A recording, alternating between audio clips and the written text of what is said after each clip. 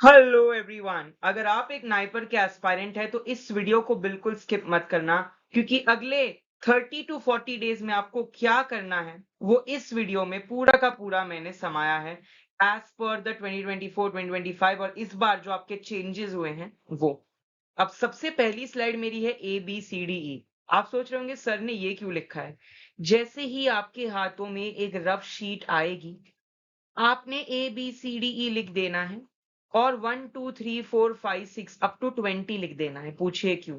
आप जानते हैं इस बार 80 सवाल है जो नॉन फार्मा से हैं, तो कोडिंग डिकोडिंग से 3 से 4 सवाल आने तय है।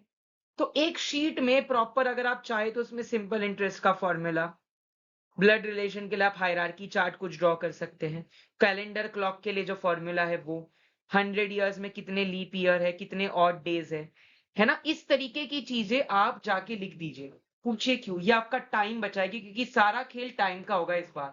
120 क्वेश्चन फार्मा के, तो आप विद इन, मैं कहता हूं 120 क्वेश्चन आप 100 मिनट में कर दोगे। आप ऑलमोस्ट कर दोगे उसको 100 मिनट के अंदर, मैं तो कहता हूं कर दोगे। एक क्वेश्चन को 1 मिनट तो छोड़िए, आप 60 मिनट में कर दोगे, मुझे तो लगता है 30 सेकंड में। अब आपके पास 1 घंटा बचता है नॉन फार्मा के लिए, जिसमें आपको 80 क्वेश्चन करना है। तो वहां अगर ये बना होगा ना, आपके लिए थोड़ा इजी हो जाएगा। ABCD बना के रखना और 1 से 20 ऐसे लिख देना। कुछ और ट्रिक्स, एग्जाम पैटर्न समझना। ढाई आपके पास 200 क्वेश्चन है, आपके पास कह सकते हैं 150 मिनट्स है, करेक्ट। और 80 नॉन फार्मा है, 120 फार्मा है, आप सभी जानते हैं। 1 से 10 रैंक लानी है तो 180 से 190 मार्क लाने होंगे, या 180 से 190 क्वेश्चंस अटेम्प्ट करने होंगे, यानी 70 मार्क तो लाने होंगे। रैंक अंडर 100 चाहिए तो 170 टू 180 अटेम्प्ट आपका सेफ है। और अगर 100 से ऊपर है तो आप अपना आपको एक कैटेगराइज करिए कि where do you fall, analyze करिए। जीपैट नाइपर का डिफरेंस समझिएगा। फार्माकोलॉजी का वेटेज बढ़ जाता है, बायोटेक्नोलॉजी का वेटेज बढ़ जाता है, केमिस्ट्री का वेटेज बढ़ जाता है, एनडीडीएस का वेटेज बढ़ जाता है। सो केमिस्ट्री, सिक्सोटिक्स, एनडीडीएस, फार्माकोलॉजी, बायोटेक्नोलॉजी, ये थोड़ा और डेप्थ में जाके आपको पढ़ना पड़ेगा माय डियर। जैसे एनालिसिस से स्पेक्ट्रोस्कोपी, क्रोमेटोग्राफी, थोड़ा डेप्थ में। नेचुरल प्रोडक्ट्स, थोड़े मरीन ड्रग्स वगैरह। ऑर्गेनिक में पेप्टाइड सिंथेसिस, सुजुकी कपलिंग वगैरह थोड़ा सा एक्स्ट्रा देखकर चलना है। एनडीडीएस में gastroretentive, transdermal drug, liposomes, vesicular drug delivery system, all those things. Pharmacology, CVS and CNS pharmacology, toxicology, antidotes, right, adverse drug reactions. एक गुड रैंकर जो है वो हमेशा ये सारे सब्जेक्ट्स करके चलेगा, बट एक टॉप रैंकर हमेशा aptitude, reasoning, English, current affairs, उसे पता है कि भैया उसे रैंक लानी है तो वो नॉन फार्मा भी करके जाएगा। और एप्टीट्यूड और रीजनिंग आपने बस आपके दिमाग में सोच रखा होता है कि बहुत हार्ड है, कैसे करेंगे, डिफिकल्ट है। ऐसे आता है क्रैक, ऐसे क्रैक कर सकते हो आप। क्यों?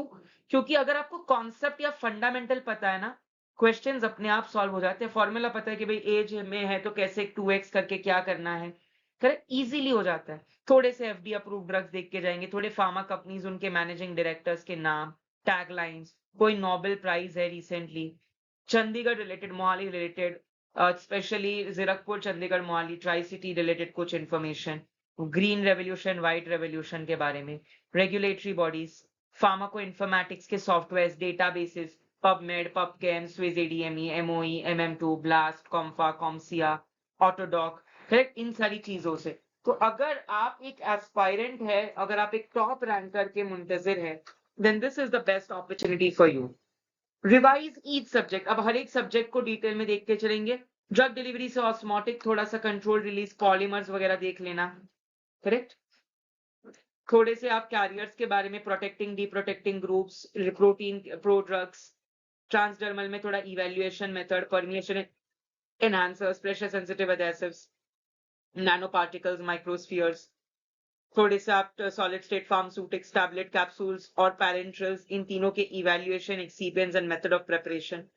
प्री फॉर्मुलेशन स्टडीज, इससे सवाल आते ही है। Bulk characterization, solubility, all those profiling, वहां से आपके सवाल बनते हैं, करेक्ट। माइक्रोस्कोपी, पॉलीमॉर्फिज्म वगैरह।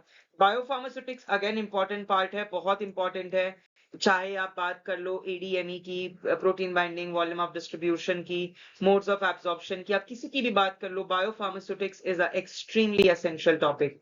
तो ब्रह्मांड कर पढ़ लेना एक बारी। केमिस्ट्री से आप SN1 SN2 वगैरह पढ़ सकते हो, थोड़ा सा रिजियो सिलेक्टिव स्टीरियो सिलेक्टिव वगैरह के बारे में, आइसोमरिज्म के बारे में, that will be suffice.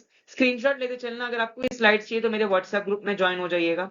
Pharmacology, और अगर आप नाइपर की प्रेपरेशन कर रहे हो तो 299 रुपीज में एक बूस्टर कोर्स मैंने निकाला है। इस कोर्स में सारे नोट्स और सारे के सारे नोट्स के साथ साथ आपको लेक्चर्स मिलेंगे लाइव। ऑलरेडी 149 लोग इस कोर्स में आ चुके हैं, तो जल्दी से एनरोल कर लीजिए, लास्ट डे है।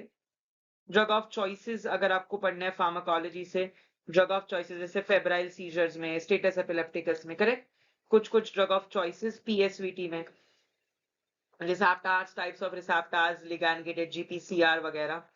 नेचुरल प्रोडक्ट्स फार्माकोग्नोसी में आप methods of extraction, biosynthetic, shikimic acid pathway वगैरह। सेकेंड मेटाबोलाइट्स, उनके identification test, specially alkaloids, glycosides, saponins, flavonoids, tannins, right. Pharmaceutical analysis, chromatography, spectroscopy, ICH guidelines, बहुत महत्वपूर्ण है आईसीएच गाइडलाइंस को करना।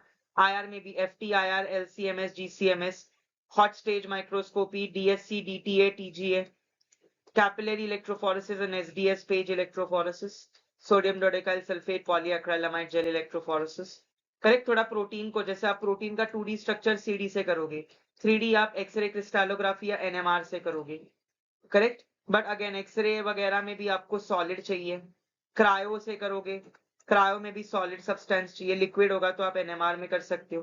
तो इस तरीके की बेसिक चीजें के 3D structure of protein, 2D structure of proteins आप कैसे आइडेंटिफाई करते हैं, so that would be better for you. वो आपको एक बेटर एज देगा और आपकी प्रेपरेशन को तगड़ा करेगा।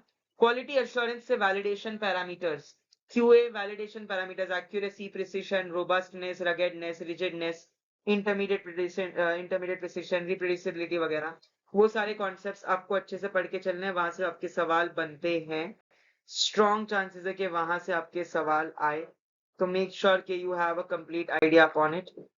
उसके बाद बायोटेक्नोलॉजी से आप प्रोटीन मोस्टली आप पढ़ के चलिएगा, PCR, blotting, recombinant DNA technology, immunology, monoclonal antibodies, hyper sensitivity reaction, fermentation, जो फर्मेंटेशन के प्रोडक्ट्स है, सैक्रोमाइसिस सेरेविसिएक से क्या है, एसिटोबैक्टर एसिटाई से क्या है, right, which micro organisms are producing which fermented, vinegar कहाँ से आता है, विटामिन B12, सो फर्मेंटेड प्रोडक्ट्स। और फिर आपका जो जीन थेरेपी है, जीन थेरेपी के प्रोडक्ट्स थोड़ा बहुत आप देख के चलिएगा, सो वो आपको आ सकते हैं। एंजाइम काइनेटिक्स से सवाल आते हैं, और mall biology, genetic, gene, basic transcription, translation, right. तो ये एक बार देखकर चलिएगा जो आपका रेपलेट सेंट्रल डॉगमा है। जब मैं बात करता हूँ इन्फॉर्मेटिक्स की, तो टूल्स वगैरह मैंने बता दिए, QSAR मॉडलिंग, टाफ, स्टेरिक, हैमिक्स, इलेक्ट्रॉनिक, हैंड्स एनालिसिस। अलग अलग एप्टीट्यूड से मैं बात करूँ, सो मोस्टली क्वेश्चंस आपके एज, टाइम, डिस्टेंस, आपका coding, decoding, blood relation, alphabets, profit and loss, simple interest, compound interest, यहाँ से काफी सवाल बनते हैं। ये फिक्स होते हैं, ये कुछ ऐसे टॉपिक्स है ना जो फिक्स है, हर साल आते हैं। Number, next number in the series, missing number in the series, odd man out. तो रीड द क्वेश्चन प्रॉपर्ली, जब पेपर देने जाओ 150 से 160 क्वेश्चंस। मॉक टेस्ट अटेम्प्ट करो, जितना हो सके मॉक टेस्ट दीजिए, आप लोग मॉक टेस्ट अटेम्प्ट कीजिए माय डियर। अच्छे से क्वेश्चन पढ़ के, ऑप्शंस पढ़ के जल्दी से, क्योंकि वहां पे क्वेश्चन सुटिक्स आएगा, कोलोजी आएगा, कोग्नोसी आएगा, एनालिसिस आएगा, ज्यूरिस्प्रूडेंस आएगा, माइक्रो आएगा, बायोकेम आएगा, बायोटेक आएगा। तो पूरा इतनी तेज आपको स्विच ऑफ माइंड करना पड़ेगा कि भाई बायोफार्मास्यूटिक्स से तुरंत मुझे जंप करना है अब एनालिसिस में, तो you need to be quick. और ये प्रैक्टिस आपकी इन सीटू होनी चाहिए, आपके एक माइक्रो एनवायरनमेंट बनाइए, टाइम में देखिए कि आपका टाइम मैनेज हो रहा है कि नहीं। And this is it for the complete video. I hope कि इस वीडियो से आपको मदद हुई हो। थैंक यू सो मच, ऐसे ही प्यार करते